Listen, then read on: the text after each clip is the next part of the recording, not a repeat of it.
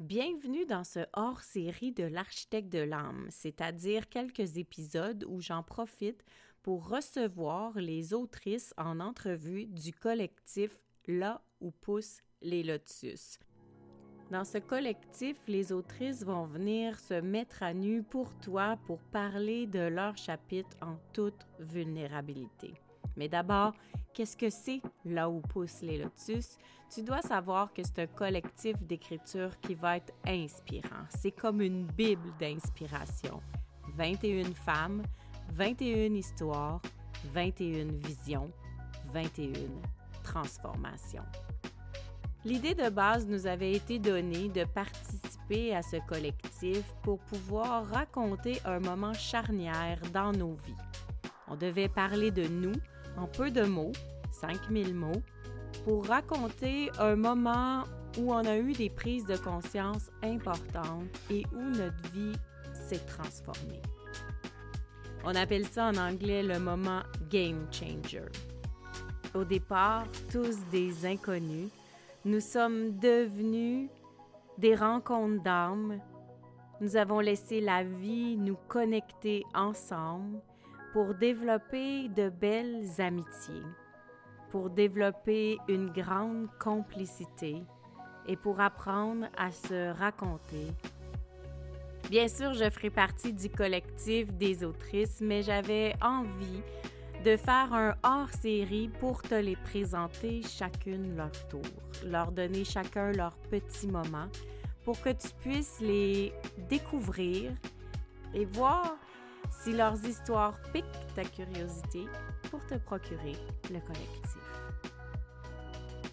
Inspirée et inspirante, ces femmes de cœur te partagent et te dévoilent avec vulnérabilité et tout leur amour un bout de leur chemin vers la liberté et la paix intérieure. Laisse-toi transformer dans leurs univers riches en émotions et en expériences et viens découvrir tour à tour les autrices de Là où poussent les lotus. À tout bientôt!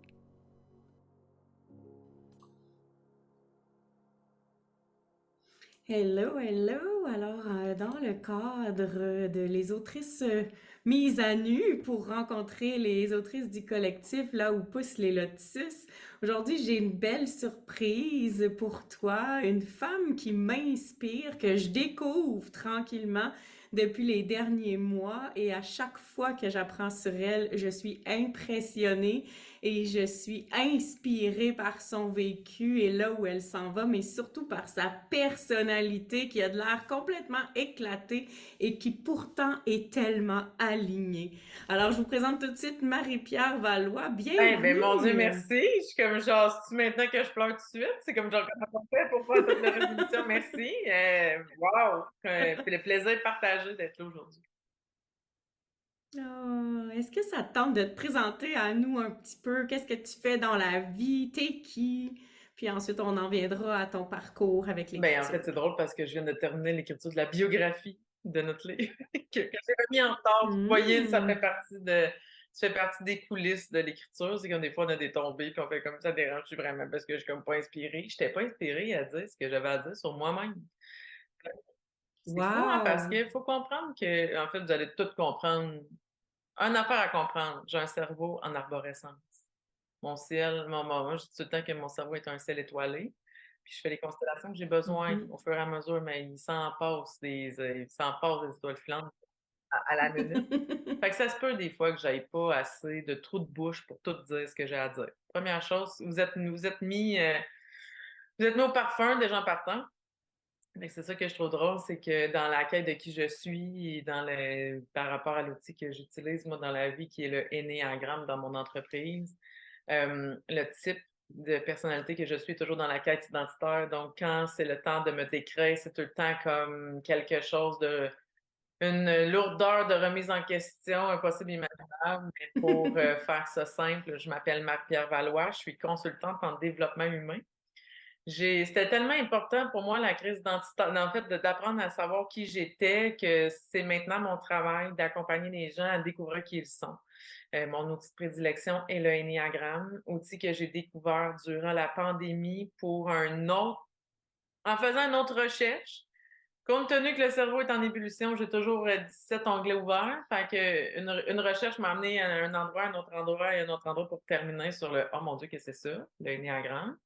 J'ai fait oh, ce serait bon pour ma clientèle que j'avais déjà, moi, anciennement, je suis orthothérapeute à la base et j'aide. Pourquoi tu dis anciennement, t'as J'ai pas arrêté? arrêté encore, c'est après retraite. Là. Mais je concentre vraiment plus mon volet professionnel maintenant à la consultation. Oui, j'ai encore des gens qui viennent. Parce que pour moi, l'alignement postural passe par la tête, le cœur et le corps. Ça peut pas, pour moi, ça peut pas se dissocier. J'accepte encore quelques clients qui veulent faire le cheminement que par le corps. Mais pour moi, si tu t'es jamais posé de questions sur qui tu étais et ce que tu avais réellement besoin et envie de vivre, malheureusement, je le sais qu'on ne sera pas un bon fit à long terme. Fait que Mhm. je trouve ça un petit peu, je trouve ça moins engageant, autant pour moi que pour eux. Puis, fait que c'est pour ça que j'aime pas débuter quelque chose que je sais que je pourrais pas avoir un impact sur la personne. Puis je le dis très humblement, tu sais, en fait, c'est comme si tu ne te permets pas de t'accompagner de la façon que moi j'ai envie de le faire. Oui, je peux Ouais. m'adapter, mais il reste que c'est au nombre d'efforts que tu es. En fait, ça va avec le nombre d'efforts que moi j'ai envie de faire versus qu'est-ce que toi tu as envie de mettre comme effort pour prendre ta vie. Un Oui, partenariat. littéralement. Fait que c'est pour ça que cette année, j'ai décidé de mettre au monde Eva, qui est mon entreprise, Eva Enneagram, parce que c'est du moment où ce que j'ai compris où est-ce que lorsque je me suis mise à explorer qui j'étais, pour me permettre d'être ce que je suis déjà, me faire face à ma propre vérité, c'était cette façon-là que j'avais de pouvoir aligner ma vie littéralement pour vivre la vie que j'avais réellement envie de vivre. Chose que souvent on a peur de faire. Ça nous fait Oui. peur à nous-mêmes, puis après ça, quand on vient à l'assumer et à se responsabiliser face à ça, ça fait peur aux autres. C'est ce qui nous met en doute et qu'on fait un pas de recul. Fait que c'est pour ça que j'ai décidé de mettre que j'ai décidé de mettre au monde littéralement Eva et aider les gens à relever le défi comme je fais à tous les jours, d'être un peu plus moi-même à tous les jours. Fait que c'est Puis est-ce que c'est cette réflexion-là, en partant à Eva Ennéagramme cette année, qui t'a amené à penser au chapitre que tu allais présenter dans le collectif? aucunement. En fait, non. Aucunement. Le volet Ennéagramme est arrivé dans ma vie il y a 3 ans sur la quête mais en fait, suite, ça a commencé, l'histoire commence en 2017, je me désorganise, je vis une grosse année de chamboulement. Puis, c'est en prenant compte, en fait, l'Ennéagramme, ce que ça m'a appris, c'est de faire confiance en ce que, en qui j'étais, que mes motivations profondes dans la vie étaient valides et valables. Puis, ben, moi, je suis amie avec Nathalie Beaulac, qui est l'investigatrice du projet. Puis, quand on en Oui. parlait, tu sais, comme, on avait tous un peu le rêve d'écrire un livre, mais tu sais, j'étais comme, mais qu'est-ce que je vais dire, tu sais, dans un livre au complet, tu sais, comme, je suis pas connue, qui va vouloir lire sur ma vie? Tu sais, comme, Mhm. je trouvais ça un petit peu condescendant de dire, ben là, je suis qui, moi, pour écrire un livre sur ma vie, tu sais, puis sur mes prises de conscience. Puis je voyais Nathalie évoluer sur son volet d'accompagnatrice, d'autrice consciente. Puis quand elle m'a sorti l'idée de comme elle disait ben moi j'ai un fantasme, j'aimerais ça regrouper des femmes pour qu'ils puissent raconter un chapitre de leur vie, j'étais comme ben Chris, tu me dis où puis quand j'y vais, genre c'est comme genre oui. Puis ça a Oh, été comme wow. ça. Puis à l'époque, je voulais, tu sais, je veux dire, j'avais justement là, quand j'ai ouvert le tiroir dans mon cerveau de qu'est-ce que je pourrais raconter, il y avait beaucoup de choses. Puis là, je me suis demandé, mais tout ça, ça a été quoi le premier chapitre ou le premier événement de ma vie qui a été impactant à faire comme, OK, qui a fait en sorte que je suis devenue entrepreneur, qui a assumé davantage. Tu parlais d'entrée de jeu d'une personnalité unique et marginale, tu sais, que Oui, Oui. je suis unique et spéciale. Mais c'est le c'est quand la première fois que j'ai assumé de faire quelque chose que j'avais littéralement envie, fondamentalement, besoin de faire pour comprendre, incarner quelque chose. Puis c'est le 18 décembre 2011 où est-ce que je me suis autorisée à faire une suspension corporelle. Puis, pour ceux à la maison là, qui ont le cœur sensible, sachez que vous allez pouvoir quand même lire mon livre. Il y a mon chapitre de livre. Vous avez pas besoin de le sauter.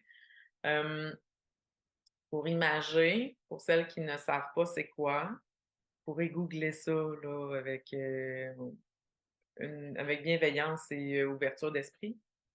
La modification dans le fond, la suspension corporelle, ce n'était pas dans un but de BDSM, on n'est pas dans le shibari, on est vraiment dans une quête spirituelle, on est dans un rituel où est-ce que on j'ai eu la chance d'être accompagnée par des gens qualifiés, dans un collectif, à Québec, dans un lieu sécuritaire, où est-ce que j'étais tu sais, il y a pas personne qui m'a forcé à le faire, j'étais pas pris en otage.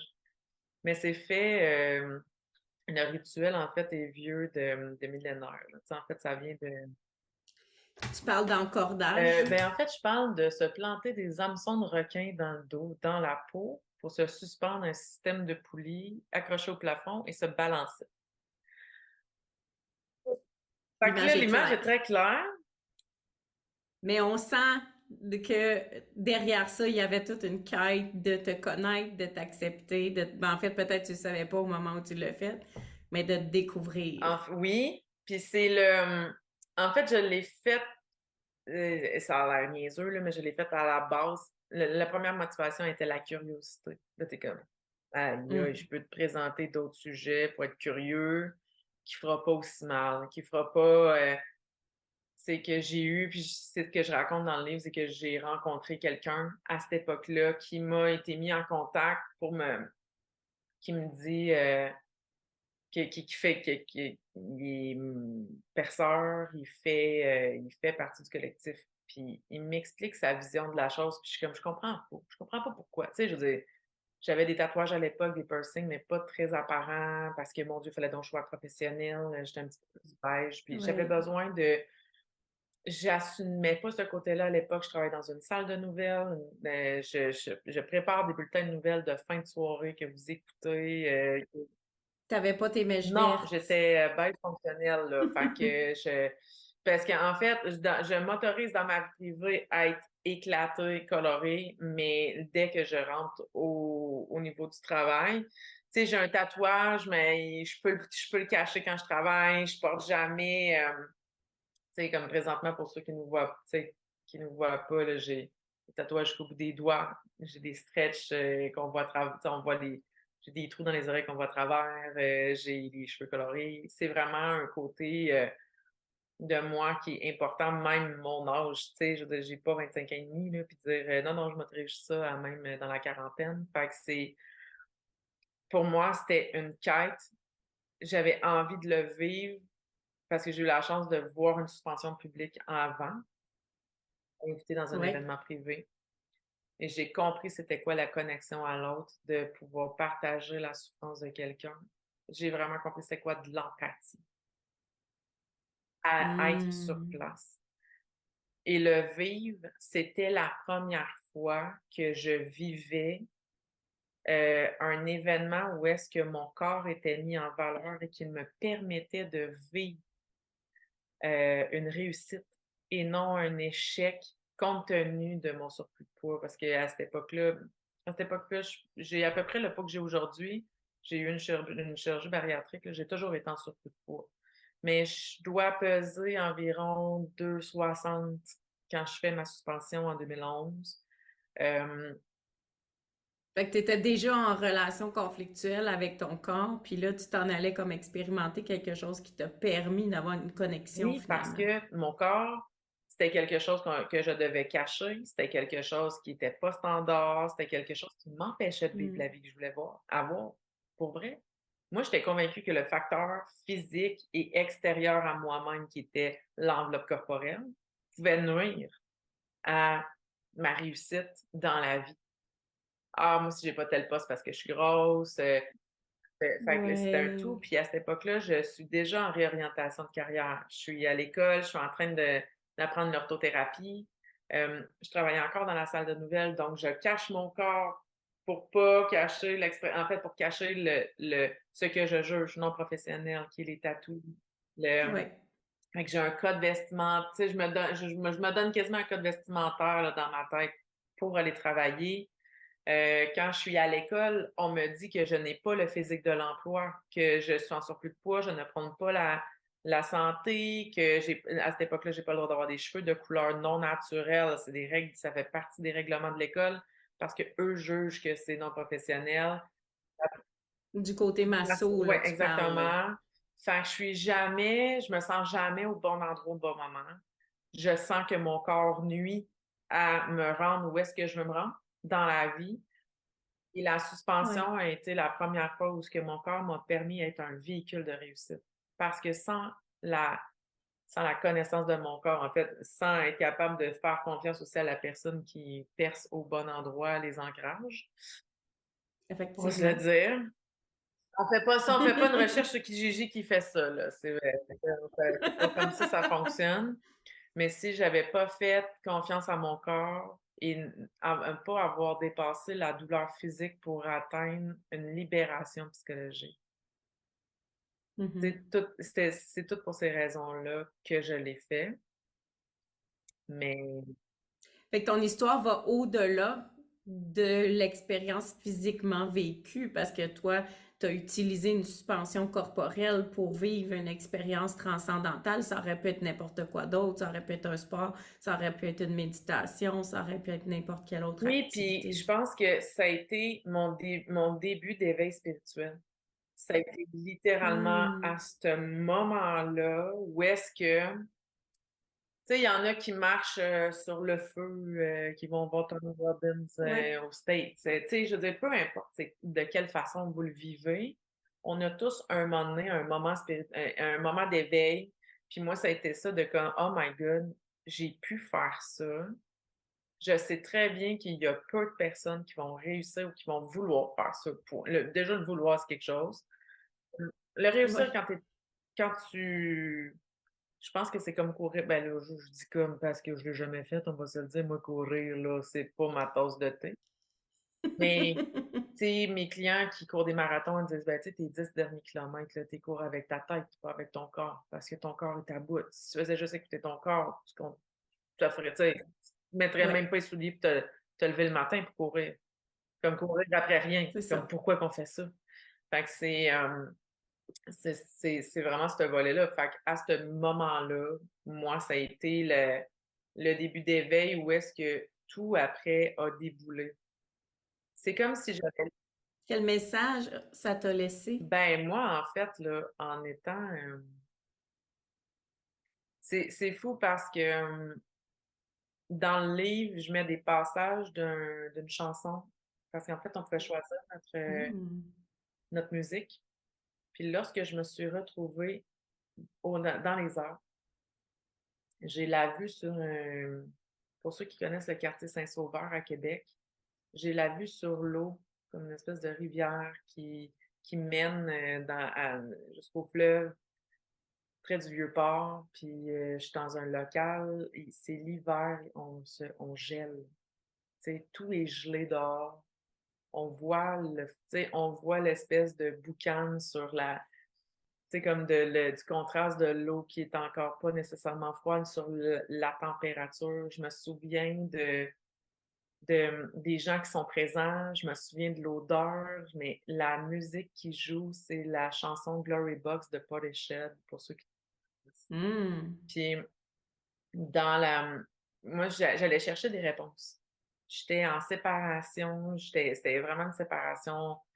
Rien que le mot trash qui me vient en tête, fait que c'est celui que je vais dire. Fait que c'est vraiment comme quelque chose de pas le fun, ça a été ma relation toxique. Je devais, tu sais, celle que tu as dans la peau, que tu sais qui est nocive, mais que tu dois t'en défaire. Il a fallu que je sois vraiment dans une cette relation-là, j'avais besoin d'une désintox de cette relation-là. Oui. Je sais pas nécessairement si je suis en train de faire la bonne chose en retournant à l'école. Je sais pas si je vais être assez bonne, moi, pour être entrepreneur, puis avoir ma propre entreprise. Je ne sais pas, moi, si je me fais assez confiance pour tomber en amour avec quelqu'un d'autre. Je ne sais pas si je me fais assez confiance pour me trouver belle un jour. Tu sais, est-ce que je vais toujours, tu sais, tant qu'à traîner le surplus de poids, je vais être capable de m'accepter telle que je suis? J'étais comme, calisse, tu sais, je veux dire, enlève-moi 100 livres, ça va être plus facile. Fait que Oui, c'est ça. T'es dans un chaos, puis là, le cerveau, il en oui, rajoute, oui, parce là. qu'il fait comme juste ben oui, tu sais, puis en plus, ben tout à cette époque-là, mon environnement physique m'amène à penser ça aussi, que je serais pas capable. Mhm. Puis Mhm. quand la chanson elle part, dans le refrain, ça dit "Give me a reason to love you, give me a reason to be a woman." C'est Mhm. tellement venu me chercher fort que Donne-moi une raison d'être une femme. Donne-moi une raison de t'aimer, puis donne-moi une raison d'être oui, une femme. fait Puis, que c'est pour moi, cette chanson-là, elle a tellement été ancrée parce que ça a été le jour 1 de l'acceptation, de l'amour de soi. Même si c'est un cheminement de vie, là, des hmm. journées, moi aussi, je me lève, je suis comme, calvasse, aujourd'hui, ça sera pas ma journée amour de soi la plus intense, là. Mais à chaque fois, je me ramène à ce moment-là de, hey, t'as été capable de t'accrocher au plafond, de te balancer malgré la douleur, malgré la peine, malgré la colère. T'es capable de tout. Fait qu'à Oui. ce moment-là, un coup que ça a été ancré, tout ce qui a découlé, j'ai terminé l'école avec mention honorable, j'ai parti mon entreprise, j'ai osé réduire mes heures dans la salle de nouvelles, malgré qu'on me disait, mais là, tu sais, tant qu'à ça, cloche-nous donc complet. Il y avait beaucoup de haine, beaucoup de manipulation émotive. J'ai comme appris à m'affirmer, à m'assumer aussi telle que j'étais. Puis, comme je dis, il y a eu des balles courbes aussi tout au long, puis je vais continuer à en recevoir, puis c'est correct. Mais à ce moment-là, j'ai comme ancré de, ouais, j'ai vécu quelque chose d'intense, puis je suis devenue mannequin, j'ai fait du burlesque. Euh, C'est comme là, tu venais de gagner une semence de confiance en oui, oui, toi, oui, là. Ça s'agissait juste de laisser ça fleurir. Tu savais pas ce qui allait arriver, mais tu savais qu'il y allait du ouais, beau qui allait c'est arriver comme devant. si toutes mes peurs, je les avais laissées accrocher au plafond avant de redescendre. Fait que je te l'ai Ah, porté ça ailleurs, retourner du tard. ah, C'était c'est beau. vraiment ça. Puis, tu sais, ça a été vraiment écrire le chapitre, ça a été rough parce que j'étais capable d'écrire Oui. comment je me sentais avant, comment je me sentais après, parce que je voulais pas rentrer dans du gore puis expliquer en détail comment ça se passait tout le kit. Oui, mais ce que je voulais, c'était surtout de faire comprendre qu'est-ce qui était, tu sais, qu'est-ce qui est ressorti de ça, comment je me sentais, pourquoi je l'ai fait. C'est comme si, puis la journée de la suspension de tant que telle, j'ai été capable de l'écrire très, très récemment. Parce que Hmm. ça a été le dernier bout du chapitre que j'ai été capable d'écrire. Quand j'étais pas capable de le mettre en mots, il a fallu que je retourne sur les lieux. J'allais faire un shooting photo à Québec, Wow. j'ai passé par une rue, puis j'ai fait: «Ah, ça me dit quelque chose cette rue-là». Instinctivement, j'ai tourné, j'avais pas le temps. Mais j'ai tourné dans la rue, j'ai fait: «Ah», ça m'a amené directement au building. J'ai pris le temps de sortir, puis là, l'odeur est revenue, le froid est revenu, tout ça comme La la mémoire mémoire. cellulaire, elle s'est comme remis en action parce que on va se le dire, pour les femmes qui ont accouché, quand même si c'est quelque chose qu'on peut juger gore, dans le sens que, tu sais, ça déchire, Mhm. c'est pas le fun, des fois ça va pas Oui. bien, tu sais. Mais tout le monde est prêt à entendre votre histoire. Mais quand vous êtes né d'une autre façon, par ce genre d'éveil spirituel-là, par quelque chose qui est un peu plus intense, c'est pas tout le monde qui est prêt à écouter comment. Quelque chose qui est très Non, c'est ça, marginal. de comment t'es né. Puis c'est un choix Oui, oui, oui, oui, conscient. oui, c'est un choix conscient. Moi, je suis revenue à Montréal avec mon petit bonheur en ayant l'impression que j'ai grimpé le mont Everest puis que the sky is not the limit maintenant et plus Wow. personne. En fait, les gens autour de moi ne voulaient pas entendre mon histoire. Fait qu'écrire ce chapitre-là, c'était l'opportunité de pouvoir raconter ce que j'ai voulu raconter à ma famille, mes amis de l'époque, qui ne comprenaient pas mes choix. De, De le raconter comme tu voulais ouais, le raconter, sans te sans censurer. me censurer, sans me sentir jugée aussi, sans avoir le Oui. côté, oui, on est dans une crise de folle. C'est ce côté-là de, ouais, OK, ben, avec le développement personnel, à force de vieillir, tu sais, j'ai quand même, ça fait 12 ans de ça maintenant. J'ai évolué. Je sais que ces personnes-là aussi ont évolué, mais ont juste Ben oui, mais à cette époque-là, tu l'as vécu comme oui, ça. ben oui, à 27 ans, là, je vis ça, très, ouais, j'avais 28 là, à l'époque de la suspension. Pour vrai, je vis ça c'est très spécial, là. Comment que autant que je vis bien, que j'étais comme: «Ah wow, OK, ben là, j'ai assumé ce que je suis», mais quand j il y a un autre ancrage qu'il a fallu que je déconstruise. C'est comme, ben, quand j'assume qui je suis, ça plaît pas aux autres. Ouais, c'est ça. Là, maintenant, faut t'assumer de pas Oui, plaire aux fait que là, autres. c'est: «Ah ouais, c'est non, une nouvelle affaire là, déconstruire, OK». C'est comme genre, bon, ben, OK, c'est correct. Fait que, tu sais, avec le temps. Et quel message t'aimerais que le lecteur se souvienne après la lecture de ton chapitre? Hem, il y a beaucoup de choses. Un Ouais, sûrement. j'aimerais que en fait, je m'adresse aux femmes surtout parce que et les hommes qui le veulent bien, là. Moi, j'ai eu des bêta-lecteurs, puis la majorité, c'était des hommes. Je vais te dire, Hmm. parce que puis tu sais, j'ai un de mes amis qui m'a dit: «Marie, que j'ai braillé tout le long». Moi, ce que j'ai envie, c'est que les gens puissent savoir que le pouvoir de se connaître peut amener vraiment à vivre la vie qu'on veut. Que justement Hmm. les people pleasers, ben, ça fait son temps. Qu'on Oui. a l'impression de ralentir quand on prend soin de nous, mais qu'en réalité, c'est juste une question d'alignement. Plus qu'on est aligné, plus qu'on a l'impression que les choses vont lentement. Tu sais, au début d'une vie, on a besoin de se prouver qui qu'on est, qu'est-ce que mais à un moment donné, on fait juste comme, ben, it is what it is, c'est comme ça. Tu sais, je veux dire, au-delà de Oui. tu sais, moi, je dis littéralement ça que mon plus grand défi, c'est d'être ce que je suis déjà, à tous les jours. Exactement. Je serai pas autre chose, j'ai pas besoin de changer, mais si je comprends que mes motivations profondes, moi, ma motivation profonde à ce moment-là, c'était littéralement d'aller tester si mon corps pouvait me lâcher. Mais c'est est-ce que ma force mentale va au-delà de la douleur? Parce que maintenant, je sais fondamentalement que à chaque fois que ça va être douloureux, que ma force mentale est plus forte que ce que je Qu'il y a un bond de croissance oui, spirituelle qui va oui, se faire. comme que dans chaque contraction, il existe quelque chose. Puis c'est le même cheminement que je fais avec mes clients quand ils sont sur la table de massage, autant en consultation quand ils sont en train de découvrir leur type. Parce que dans le ennéagramme, c'est pas de juste découvrir ce qui est beau en toi, c'est aussi découvrir les pièges. Puis le but, c'est pas de se départir des pièges, les mettre sur Kijiji puis de jamais en entendre parler.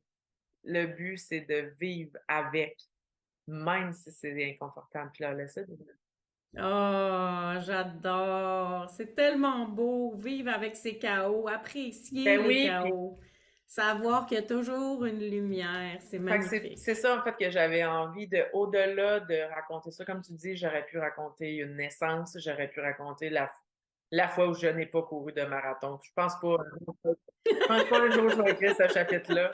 Mais tu sais que peu importe, là, j'ai vécu d'autres choses, là, mais il reste que peu importe la manière que ça a été raconté dans le fait mon éveil spirituel, ben j'avais envie de vous le partager. Puis que des fois, justement, tu sais, Hmm. l'éveil spirituel, on pense que c'est juste faire brûler une chandelle un soir de pleine lune. Mais c'est au-delà de ça, c'est comme apprendre à se connaître aussi, c'est de justement, ben, si vous voulez être dans les rituels pour vous-même, que ce soit dans un but de bien-être, ben, Trouvez la façon qui vous convient le mieux. Ah Comme oui. impressionner le voisin, ça fonctionne pas. Parce que vous allez créer quelque chose qui est pas aligné avec vous. Puis il va falloir vous le déconstruire à un moment donné, parce que C'est ça. ça fonctionnera pas plus. Fait que c'est ce que j'avais envie de partager aux Ah, merci. C'est tellement wow, tellement qu'on a hâte de te lire. En tout cas, je sais pas si les autres ont hâte de te lire, mais moi, j'ai hâte de te lire. Vraiment, avec grande joie, je vais lire ton chapitre. Puis, avant de te laisser quitter en quelques secondes, on va mettre tous tes liens si les gens ont envie de te rejoindre dans les notes d'épisode, bien sûr. Mais est-ce que avec tout ce parcours-là, ça t'a donné finalement l'envie d'écrire ton livre? Est-ce qu'on a des chances de te revoir en autrice quelque part dans le futur? Oui. Donner, en fait, ben c'est ça aussi, c'est intéressant, puis c'est ce que je raconte. J'ai créé comme une espèce de backstage de mon expérience en tant qu'autrice. Pour celles qui sont intéressées d'en lire un peu plus, les passages qui n'ont pas été publiés, qu'est-ce que j'ai appris, pourquoi j'ai décidé de parler de ça, en fait, qui est comme un peu un résumé de ce qu'on s'est parlé aujourd'hui. Mais oui, ça m'a donné envie. Ça m'a donné envie aussi de faire un lien avec le Ennéagramme, l'outil que j'utilise beaucoup. Moi, j'ai un grand rêve. Moi, en fait, je cherche un BDiste. Moi, je lance ça dans l'univers, là. Je veux créer, Mmh. je veux que les gens comprennent de façon très caricaturale le comportement humain. Parce que ça passe, tu sais, j'aime passer par l'humour, la satire, qu'on rit de nous-mêmes en premier, tu sais, puis Oui. de nos comportements, puis de ce qui est un peu inconfortable. Puis je pense que ça pourrait passer, que le message pourrait vraiment passer par une BD avec des histoires, des anecdotes. Moi, je veux raconter des aînés-adocs, tu sais, comme des Non, c'est aînés-anecdotes, tu sais, beau! pour comme j'ai vécu ça. Comment ça que le gars à l'épicerie, je suis plus capable parce que quelqu'un qui fait ça, il y en avant de moi, puis ben, juste expliquer le comportement humain à travers ce qu'on vit au day-to-day. Fait que ouais, ça c'est quelque chose que Ben, on lance ça dans oui, l'univers. S'il y a un BDiste dans les auditeurs, c'est bienvenu. Merci d'avoir été là. C'est toujours un plaisir de te voir. Puis, je dis aux auditeurs, allez connecter avec elle. Marie-Pierre, elle est un ange. À tout bientôt, tout le monde! J'aurais jamais cru ça possible si tu m'en avais parlé il y a quelques mois. Et pourtant, voilà, on en est là. Pour certaines, c'est un grand rêve qui prend forme, une vision qui se matérialise ou même un souhait qui se concrétise. Mais pour nous toutes, c'est des histoires qui se déposent. Et enfin, nous pouvons dire nous sommes devenus des autrices. Comme cette fleur, créature des marécages, nous avons pris naissance dans la boue et nous avons su nous en nourrir pour fleurir et déployer notre unicité et notre beauté. Seras-tu inspiré, toi aussi, à ton tour, de devenir un lotus? Je te le souhaite, c'est vraiment une magnifique expérience. Et si tu veux un accès direct à ta copie, tu peux aller sur melcy.podia.com/lotus ou visite le www.melcymélanie.com dans la section livres pour tous les détails. À tout bientôt!